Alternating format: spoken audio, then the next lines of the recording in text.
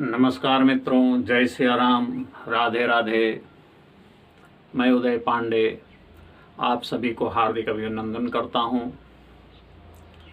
आज हम आप सबके बीच में एक ज्ञानोपदेश लेकर उपस्थित हुआ हूं। आशा है कि आपको यह अच्छा लगेगा। कहते हैं, स्वधर्मे निधनम श्रेयः पराधर्मो भयावह। अर्थात अगर आप अपना धर्म खराब किया तो खुद को तो विनाश करेंगे ही, परंतु जो आपके समीप आएगा उसका भी आप विनाश कर देंगे। जैसे मान लीजिए एक नौका चलती है और वह पानी में डूब जाती है, तो उसमें चलाने वाले तो डूबते ही हैं, परंतु जो उस पर सवार बैठे हैं वह भी सारे डूब जाते हैं।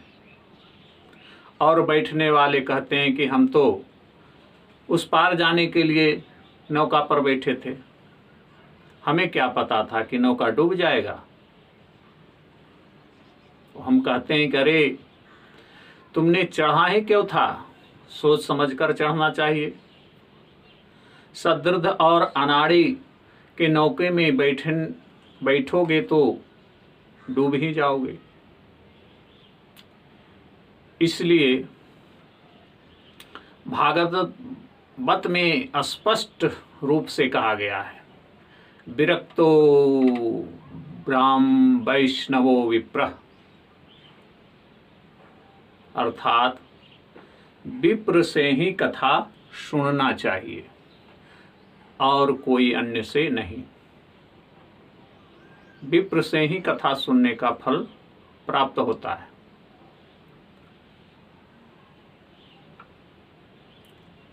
यहाँ विप्र का प्रयोग किया गया है।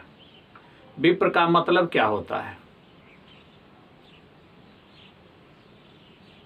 कहा गया है, विशेषे परम पुरे सकल मनोरथानाम सविप्रः। विप्र शब्द में, द्विज शब्द में और ब्राह्मण शब्द में भी एक सूक्ष्म भेद है। वैसे तो तीनों एक ही है, परंतु अंतर क्या है वह जाने। कहा गया है, जन्मानाम ब्राह्मणो येह संस्कारात् द्विजः उच्यते विद्यार्थी च भवेत विप्रः चिरभीर च श्रोत्रिये मुच्येत। अर्थात ब्राह्मण और ब्राह्मणी के द्वारा जिसका जन्म हुआ है वे शुद्ध ब्राह्मण ही कहलाता है। इसलिए उन्हें तो ब्राह्मण कहना ही चाहिए। यह सत्य है कि वह ब्राह्मण ही है, पर द्विज नाम उनका कब पड़ेगा? क्योंकि ब्राह्मण को ही ब्राह्मण, द्विज और विप्र तीनों शब्दों से संबोधित किया जाता है। तो ये तो आपने जान लिया कि ब्राह्मण और ब्राह्मणी के द्वारा जिनका जन्म हुआ वे ब्राह्मण कहलाते हैं, पर द्विज नाम उनका कब पड़ेगा? जब उनका जनेऊ संस्कार हो जाएगा। जब तक ब्राह्मण का यज्ञोपवीत नहीं होता तब तक वह शूद्रवत ही माना जाता है, वह द्विज कहलाने का अधिकारी नहीं है। और जब यज्ञोपवीत धारण करके गुरु दीक्षा ले लेते हैं तब उनका दूसरा जन्म हो जाता है, तब वे द्विज कहलाने का अधिकारी हो जाते हैं। अब यज्ञोपवीत दीक्षा लेने के बाद वे जो हैं वेद पढ़ने का अधिकारी हो जाते हैं। जब तक ब्राह्मण का यज्ञोपवीत संस्कार दीक्षा गुरु के द्वारा नहीं लेते तब तक वे वेद पढ़ने का अधिकारी नहीं माने जाते हैं। तब ये दोनों के बाद जो है वे वेद पढ़ने के अधिकारी होते हैं। तब वह जो है वेद का अध्ययन करना शुरू करते हैं और जब उसमें वे प्रांगत हो जाते हैं तब उनका नाम जो है विप्र पड़ जाता है।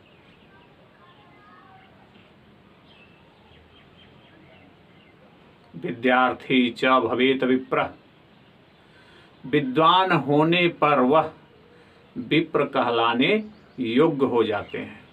इसलिए यहाँ ब्राह्मण शब्द का प्रयोग न करके विप्र कहा जाता है। यानी ब्राह्मण हो और यज्ञोपवीत भी धारण हो तथा शास्त्र का ज्ञाता भी हो, ऐसे ही विप्र को व्यास गद्दी पर बैठाना चाहिए। ऐसे ही ब्राह्मण से कथा सुनना चाहिए, भागवत सुनना चाहिए, रामायण का कथा सुनना चाहिए, शिव पुराण सुनना चाहिए या अन्य कथा सुनना चाहिए। इसके अलावा और किन्हीं से कथा सुनने का लाभ नहीं होता है। वैसे तो हमारी यह वीडियो से कुछ लोगों को कष्ट भी हो सकता है, लेकिन यह शास्त्रीय निर्णय है, शास्त्र में ही कहा गया है। शास्त्र के द्वारा ही यह कहा गया है कि विद्यार्थी च भवेत विप्रः, विप्र के द्वारा ही कथा सुनना चाहिए और इससे आपको लाभ होता है। ऐसे ही विप्र का ध्यान करें और ऐसे ही विप्र से अपना कथा करवाएं, सुने। धन्यवाद।